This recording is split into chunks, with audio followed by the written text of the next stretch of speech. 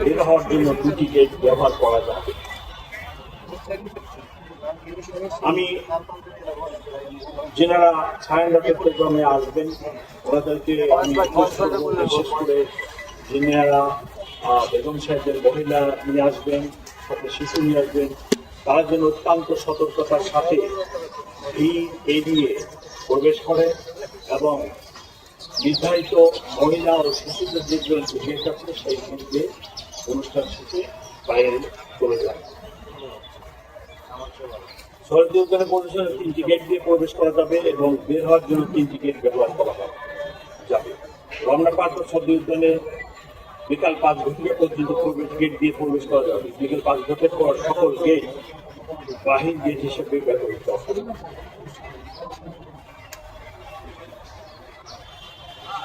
শোভাযাত্রার সময় শরৎ উদ্যানের পশ্চিম পাশে চারুকলার অপোজিটে যে গেট আছে এই গেট বন্ধ থাকবে এবং এই গেট দিয়ে তখন কোনো মানুষ রাস্তায় যেতে পারবে না। বর্ষবরণ শোভাযাত্রা 14 এপ্রিল সকালে শুরু হবে।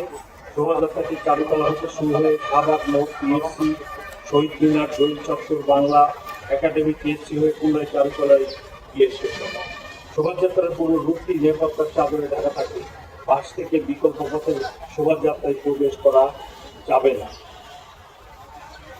শোভাযাত্রায় যিনারা যোগদান করতে চান তাদের জন্য আমরা একটি ম্যাপ এবং রুট নির্ধারণ করে দিয়েছি। এখানে শোভাযাত্রার শুরু থাকবে, হেড থাকবে চারুকলার সামনে এবং ভিসি মহোদয় বাংলোর সামনে থাকবে। এখানে বিভিন্ন আইটেম থাকবে, আপনারা জানেন প্রতি বছর যেটা হয়। আমরা শোভাযাত্রা যখন হবে তখন এদের মাঝে যে রুট আমি বললাম এই রুটে কেউ মাঝখান দিয়ে শোভাযাত্রায় প্রবেশ করতে পারবে। শোভাযাত্রায় যারা যোগদান করবেন তাদেরকে শাহবাগ মোড় থেকে অথবা এই ছায়ানটের প্রোগ্রাম শেষে যারা শোভাযাত্রায় যেতে চান তাহলে তাদেরকে এখান থেকে শাহবাগ মোড় হয়ে কাটাবন মসজিদ, কাটা মসজিদ থেকে লেফট টার্ন করে নীলক্ষেত মোড় থেকে লেফট টার্ন করে বিচি মেয়েদের বাংলোর সামনে যে শোভাযাত্রার ট্রেন থাকবে ওইখানে যোগদান করবে। কেউ যদি ফার্মগেট থেকে আসেন তাহলে তাকে ফার্মগেট সোনারগাঁ ক্রসিং এ এসে ওখানে স্লাইড রাইট টার্ন করে হাতিপুল হয়ে কাটাবন হয়ে একই রুটে বিচি মেয়েদের বাংলোর সামনে ট্রেনে যোগদান করবে। কেউ যদি বাংলা মোটরের দিক থেকে আসে, বাংলা মোটর থেকে শাহবাগ মোড়ে আসবেন, আসে ওখানে রাইট টার্ন করে কাটাবন মসজিদে একই রুটে ওখানে যাবেন।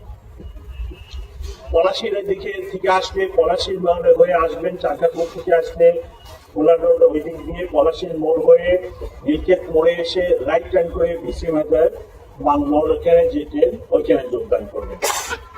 এই হলো আমাদের শোভাযাত্রায় যোগদানের জন্য এই রুট নির্ধারণ করছি আমরা। কিন্তু সেখানে দিয়ে শোভাযাত্রায় যোগদান করা যাবে না, নিরাপত্তার স্বার্থে আমরা এটা অ্যালাউ করবো না। বাংলা নববর্ষ দিন প্রতিবাদ সড়কে যানবাহন চলাচল নিয়ন্ত্রণের লক্ষ্যে বিভিন্ন পয়েন্টে ডাইভারশন ব্যবস্থা থাকবে।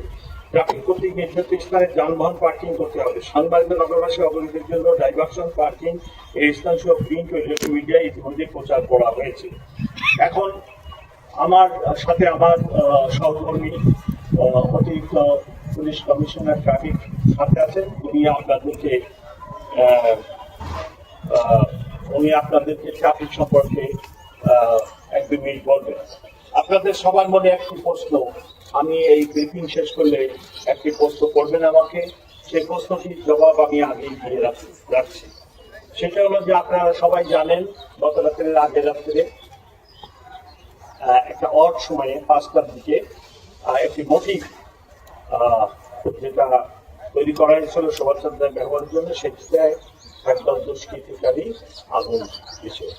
এটি নিয়ে একটি মামলা শাহবাগ থানায় রুজু করা হয়েছে এবং আমরা অত্যন্ত আন্তরিকতার সাথে এবং সকল ধরনের প্রচেষ্টা চালিয়ে যাচ্ছি মামলাটি উদ্ঘাটনের জন্য এবং আপনারা এটুকুই শুধু জানে রাখেন যে তদন্তকালীন সময়ে আমরা কোনো কথা বলি না কোনো মামলা সংগত। তো এইটুকু আমি আপনাদেরকে বলতেছি, আমরা অত্যন্ত ক্লোজ, খুব নিকটে পৌঁছে গেছি এই মামলাটি ডিটেকশনের ক্ষেত্রে, এবং আমরা আশা করতেছি যে শোভাযাত্রার আগামীকাল 9টার আগেই আমরা একটা সন্তোষজনক পর্যায়ে মামলাটা ডিটেকশনের ক্ষেত্রে চলে যাব, এবং সম্ভব যদি হয় এই বাই দিস টাইম আমরা এই দুর্বৃত্তদের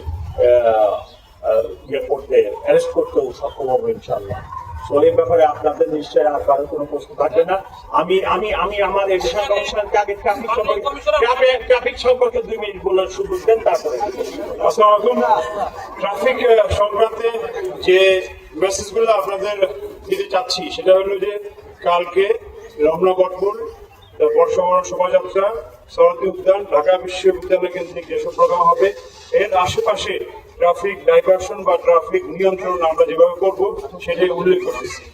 অন্যান্যবার হয়তো বড় এলাকা খালি রাখা হয়, এবার জনসাধারণের চলাচলের কথা চিন্তা করে পায়ে হাঁটতে হবে বেশি, অথবা গাড়িতেও বেশি দূরে আসতে পারবে না, সেটা বিবেচনা করে অন্যান্যবার আমরা এলাকা একটু কমিয়েছি, প্রয়োজন হলে বাড়িয়ে দিব।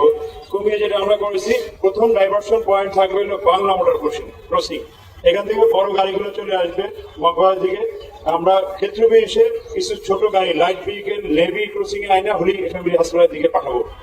এরপরে মিন্টু রোড ক্রসিং, ক্ষেত্র বিশেষে পুলিশ ভবন crossing, Bailey road crossing, Kakrail church crossing, এসব জায়গায় গাড়ি বন্ধ থাকবে। তারপরে কদম ফোয়ারা ক্রসিং বা এটা প্রেস ক্লাবের যে গ্যাপ, প্রেস ক্লাবের সামনে একটা গ্যাপ আছে, পুরো কদম ফোয়ারা পর্যন্ত আসতে পারবে না। এরপরে দোয়েল চত্বর ক্রসিং, হাইকোর্টের পূর্ব ও দক্ষিণ crossing, university Rumana crossing, Dhaka বিশ্ববিদ্যালয় মেডিকেল সেন্টার, জগন্নাথ হল ক্রসিং, ভাস্কর্য বা রাজু ভাস্কর্য crossing, Nilkhet crossing, Katabon crossing, এইসব এলাকায় ব্যারিকেড দেওয়া থাকবে। তবে এইসব ব্যারিকেড ডিঙ্গিয়ে অ্যাম্বুলেন্স আমরা অ্যালাউ করবো, যেহেতু এখানে কয়েকটা স্বনামধন্য বা বড় হসপিটাল আছে। এর বাইরে আমরা আগে ছিল 0 পয়েন্ট ইউপিএল কর্মচারী হাসপাতাল, এগুলো বন্ধ থাকতো, এগুলো এবার খোলা থাকবে। সাকুরাতে বাংলা মোটর, এখানে আমরা হয়তো গাড়ি আউটগোয়িং এ চালাতে পারবো, ইনকামিং হতে পারবে না, অর্থাৎ সাকুরা থেকে বাংলা মোটর যেতে পারবে। চানখারপুরেতে আজিমপুর বা মিরপুর রোডে যেতে পারবে বাংলা লেনে গাড়ি। বাংলা মোটর হইতে নেভি গ্যাপ পর্যন্ত হালকা গাড়ি চলতে পারবে। এছাড়া গাড়ি চলাচলের জন্য যে দিক নির্দেশনা, রমনা পার্ক, সরোয়ার্দী উদ্যান ও ঢাকা বিশ্ববিদ্যালয় এলাকায় ডাইভারশন পয়েন্ট সমূহ ব্যতীত কিছু রাস্তায় আমরা গাড়ি চলাচল করতে পারবে বা কোন দিকে চলাচল করবে সেটা আমরা বলে দিচ্ছি। মিরপুর ফার্মগেট হইতে শাহবাগ অভিমুখী যাত্রীবাহী যানবাহন বাংলা মোটর ক্রসিং হতে বামে মোড় নিয়ে মগবাজার ক্রসিং হয়ে গন্তব্যে পৌঁছতে পারবে। গোলাপসা মাজার ক্রসিং, হাইকোর্ট ক্রসিং হইতে শাহবাগ অভিমুখী যাত্রীবাহী যানবাহন কদম ফোয়ারা crossing, UBL crossing, nightingale crossing হয়ে যেতে পারবে। সায়েন্স ল্যাবরেটরি ক্রসিং হইতে শাহবাগ অভিমুখী যাত্রীবাহী যানবাহন মিরপুর রোড দিয়ে Azimpur crossing, Chankharpur crossing, Cox's Bazar crossing হয়ে গন্তব্যে যেতে পারবে।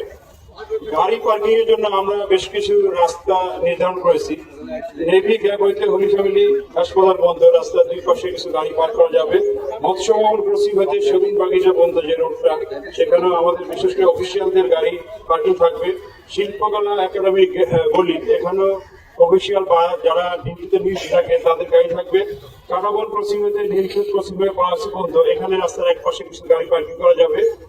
দোয়েল চত্বর ক্রসিং হইতে শহীদুল্লাহ হল ক্রসিং পর্যন্ত কিছু ইউনিভার্সিটি এলাকায় গাড়ি পার্কিং থাকবে। আব্দুল গনি রোড, এখানেও যেহেতু সচিবালয় বন্ধ, এখানে কিছু গাড়ি পার্কিং থাকবে।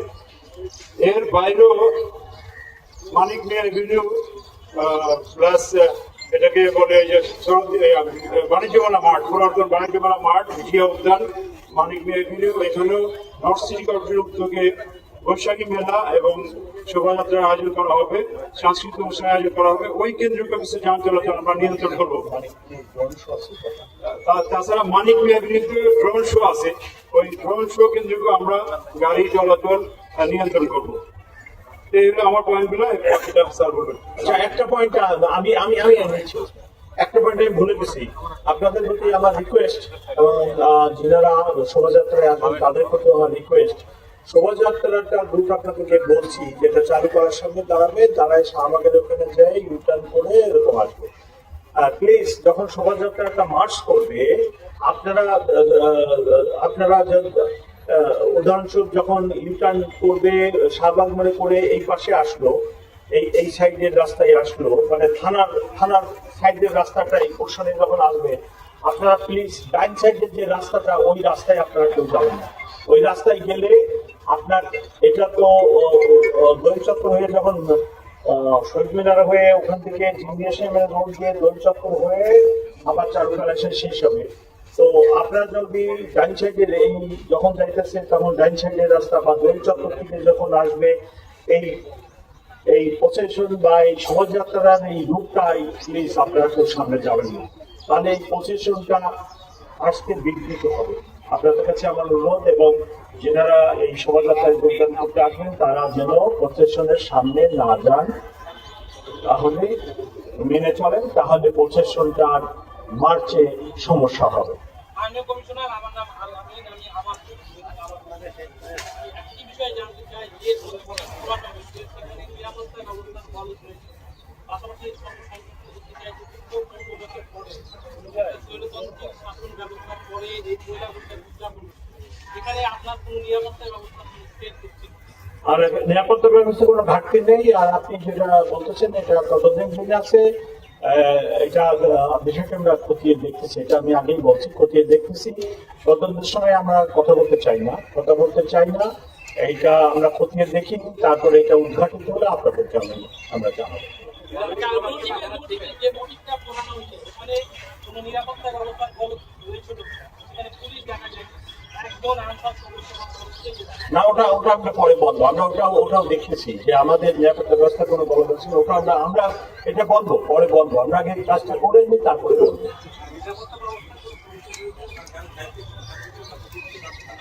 এগুলা এখন আমরা কিছুই বলতে চাচ্ছি না, এগুলো আমরা পরে বলবো। আমরা তো এগুলা ইনভেস্টিগেশন সব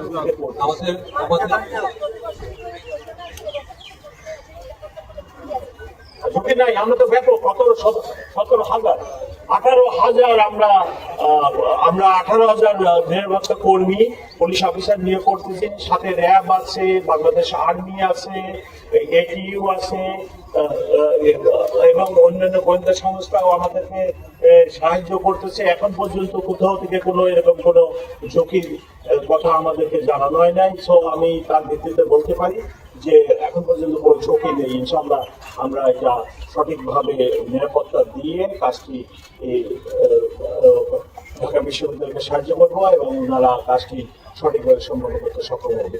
সবাইকে ধন্যবাদ। আজকে আমরা প্রশ্ন দিতে পারছি না, আজকে আমরা